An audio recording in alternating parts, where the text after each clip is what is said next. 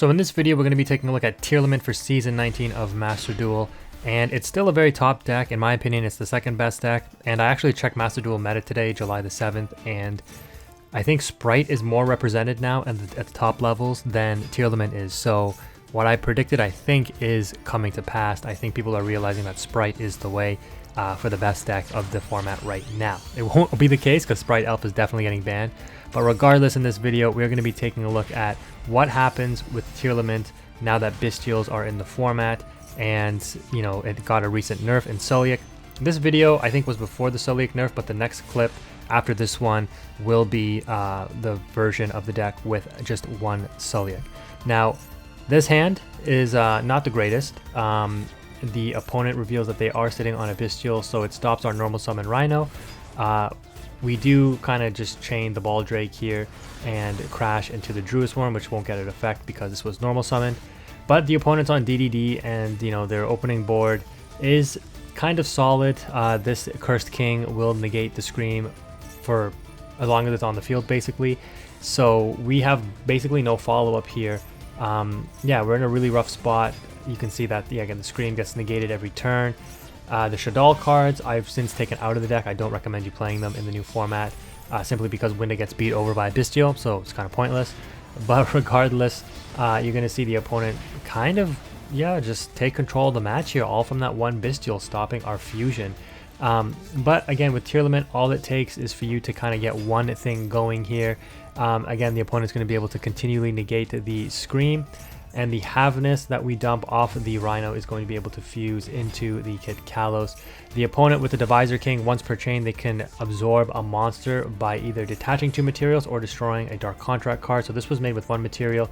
It popped the Dark Contract with the gate, and it was able to then absorb the KITKALLOS. Now, I still get the effect, so I search the Sharon, but I will not get the ability to send the KITKALLOS because obviously it's been absorbed by the Divisor. However, when the Divisor loses that card, it will trigger the KITKALLOS. So the reason I go for Sharon here, obviously, because I can pitch Beast and draw one, but but the thinking here is I'm so low in card advantage right now. Like, the opponent obviously has a much stronger board than I do right now. So instead of trying to hit a random mill or fusions, because again, this was taken up by the Divisor, my KITKALLOS, I'm actually going to go for a rank 4 Xyz play, and you're going to see what happens here. So we're going to be able to draw into Kelbeck, which is actually half decent since it's a hand trap. And we're going to go Baguska because at this point I was not playing the Zodiac cards anymore, which I do not recommend. The Zodiac cards in situations like this literally help you turn the tide of the match. So the opponent's going to get the Gilgamesh effect when it's destroyed off battle to bring out the Fusion DDD. This is not a quick effect, but it is a very powerful effect during the opponent's turn.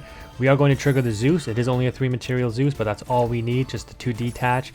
The Zeus will get absorbed, but it will wipe everything on the field now as a result. And because things were sent, the KITKALLOS and the Scream on the field will actually activate. So we just went from 0 to hero pretty much.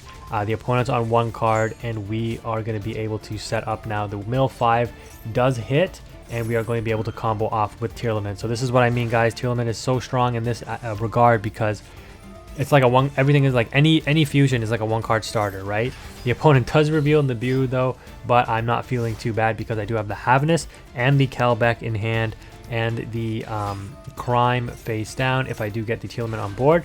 So the opponent does for some reason play into the Haveness here, and the mill off Haveness is going to get a Merly. And then because cards were sent to the graveyard off of the Haveness, we're going to trigger the Kelbeck to spin back the card that was brought back off the Night Owl in the Synchro Cursed King.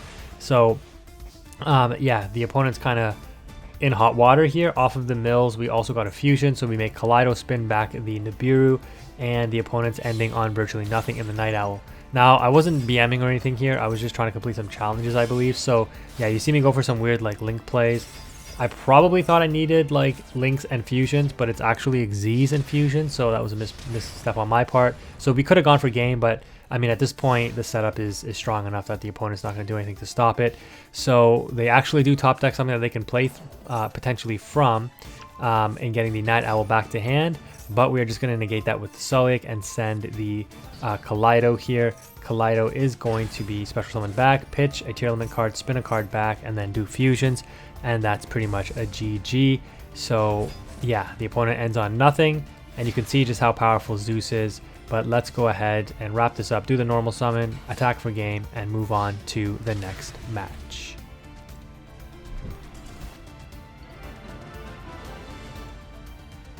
So in this matchup, our opening hand, Super Poly, Crossout Designator, Primeval Planet, Rhino, Infinite Impermanence, and the one of Sullick.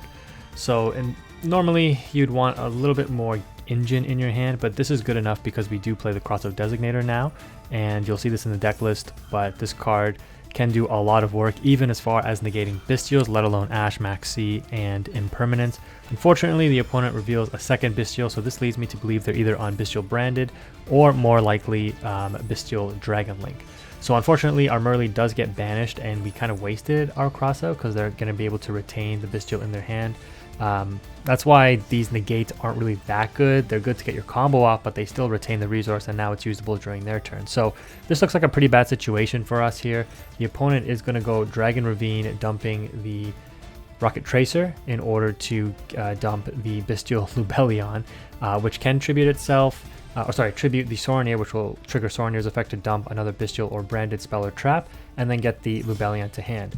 So I noticed the opponent used their normal summon right away here on the second Rocket Tracer, so they opened double Tracer, and so I'm like, well, you use your normal summon, I know you have one Baldrake in hand, and I have no other targets right now in the graveyard, so I'm just going to Super Poly away and put you on summon your Baldrake, go into your Lubellion, which will trigger me to activate Sullick and negate the Lubellion to prevent them getting branded Beast, because right here they're going to get regained into the graveyard, and then if they're able to get Beast up, they're going to get their regained back, and then that Bystial engine is very, very strong. I'll link in the info card at the top of the screen. When I was using the Bystial engine in that Gamble event, and it was just like so strong, it was beating like everything. So as expected, yep, they're doing the play as anticipated. So we are going to send Rhino, just because the opponent's likely going to beat over whatever we keep on field anyway, so might as well just save taking the damage. Sure enough, they do. This is a bad spot though. We draw the Scream, so you know we're going to take some damage next turn unless we draw into a monster. So they pass their turn, and we do draw Sharon. And so the risk here is, do we just pass? You know, we could have kept these cards in hand and just pass, but I'm like, you know what? Let me just attempt the Scream Mill, see what I get here.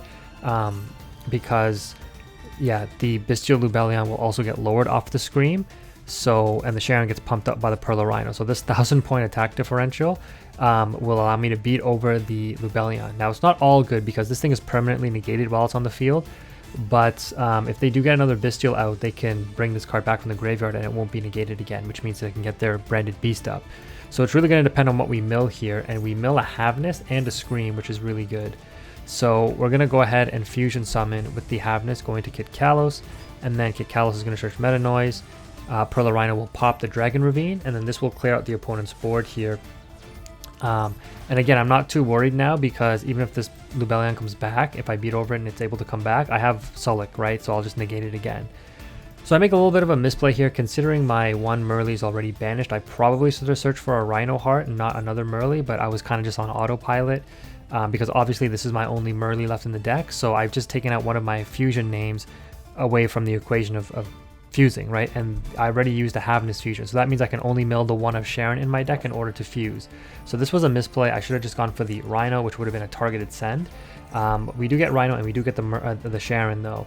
And then again, this is like thinking ahead. If I was thinking that I was going to mill more, I should have brought the Crime, because then pitching Crime off of the Rhino would have made me be able to get back the Merly, whereas I pitch Meta Noise, I'm not going to get anything off of it. So you can just see how far advanced you have to think with Tearlament when you're playing in this meta with the Bystials, so that you can kind of keep your engine rolling and avoid the banishes. So I'm not at that level yet like I am with Flow on Reeds, where I can think like 4 or 5 steps ahead around how the play is going to play out, because I don't play Tearlament all that often. But nonetheless, I still knew that I was in total control of this matchup, obviously. So anyways, now we're going to go into Elf, and we're just going to bring back Maxi, because in my build, which again I will go over, I am opting to play the IP and Avermax combo. You can also go with the Underworld Goddess, which again I showcased in the other match. So the opponent reveals Boot Sector Launch. We let them activate it, and then we're going to chain Mudora. We could have also chained Rukalis to destroy, but no point. Mudora is going to shuffle back their Rocket Tracer. And then the Rhino, because we shuffled back one of the Havnesses, is going to pop the Boot Sector Launch, putting the opponent on 1 card, and they kind of realize like, yeah, they're going to get beat next turn, so they end up scooping it up. So this build of Tearlaments, what I call Bestial Tier because it runs 3 Bestials, is very straightforward and pretty clean cut. It's very efficient. It doesn't have really any tech options, no like triple tax or anything like that. If we get straight into it, you got triple Max C, double Tearlaments Merle, double Havness, double Sharon, triple Ash Blossom, triple Rhino Heart, 1 Keldo, 1 Mudora, 2 Kelbeck, and 1 Agido, 1 Magnamut, 1 Druisworm, and 1 Baldrake. I think this is a good ratio. You probably don't want more than this. They're essentially just counteracts for the opposing Bestials, like Bestial Branded and Bestial Dragonlink, as well as in the mirror match against Tearlament. They also put in a little bit of work against Sprite, obviously, because, you know, elf target like Jet or Blue, you Bestial it out of the graveyard. That wastes the elf interaction for the turn.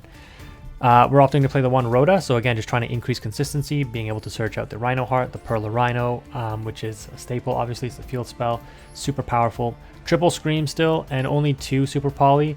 This is pretty much the go-to board breaker for Tearlaments now, so you can opt to run 3, but I'm just running 2. I'm opting to stick with the 2 Call by the Grave.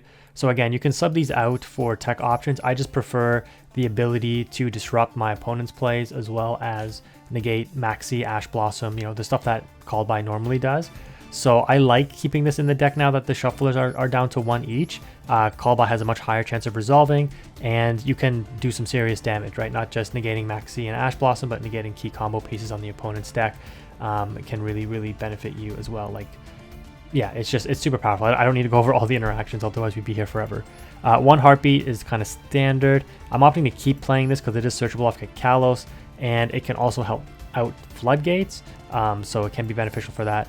Triple Imperm still, so this is a lower impact hand trap, but it still does enough to slow down the opponent so that you can either maintain control or combo off. So sometimes it just takes 1 Imperm and that can change the course of a match, right? So you saw what the Solic did against that Bestial Lubellion. It completely shut down their turn versus them getting like Beast and regained and everything up, which would have led them to get kind of infinite advantage off the regain. I opted to put in an extra trap card in Meta Noise over the lost Solic. So we used to play 2 Solic, but now it's down to 1. So I'm playing Meta Noise now. You know, if you can fit in Fairy Tale Snow, it is a better option, but just the fact that this is a Tearlament engine card, it has benefits when milled. It has a pretty good trap effect in and of itself, like the booking effect. So playing this is not necessarily a bad thing. Plus it's only a normal, so if you don't have Snow, this is a good option. And then of course the 1 of Crime and the 1 of Solic. The extra deck, pretty standard. The 6 fusions, Mudragon, KITKALLOS, Garua, Predaplant, Dragostapelia, Woobkalos, and Kaleidoheart. No explanation needed there. 1 Abyss Dweller, again, still a very powerful card in the mirror match and other matchups as well, shutting off Branded from their graveyard, and Bestial Dragonlink is very strong.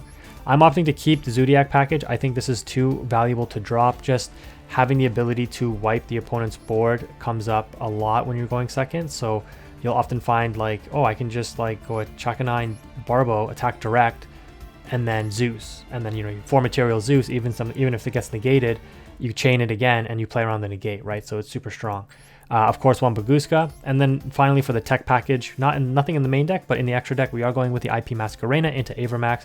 So this is just a very good boss monster that a lot of decks have a hard time outing. It's good against Rogue. It kind of wins the mirror match as well to a certain extent. So summoning it off of IP makes it indestructible from card effects as well as untargetable. So, you know, they can't target, spin it back. Really the only way to out this in the easiest sense for most decks is to get some kind of Zeus play off. So speaking of which, you know, Barbo will play around the Avermax by attacking directly, not having to attack into a monster that has to be the Avermax, and then going into Zeus and sending everything. Of course, then the Avermax triggers and then spins the Zeus back, so you end up with a completely empty board, but you out the big towers anyways. So that's going to be it for the video, guys. Hopefully you enjoyed. This deck list is super consistent. Well, I shouldn't say super consistent, but it's pretty much the most consistent version of Tearlament that you're pretty much going to find these days. You do have a lower chance of milling good cards because obviously you've added Ash Blossom and you know, you're playing a higher ratio of hand traps overall. But this is a good version that can find a lot of success. It's very easy to combo off with. It's very easy to kind of whittle down the opponent's resources and just kind of grind out wins if you're looking at that. And obviously, as you saw there, you can play around Bestials usually without too much trouble. So hopefully this video was helpful. Like I said, that's going to do it though. Quantum is out.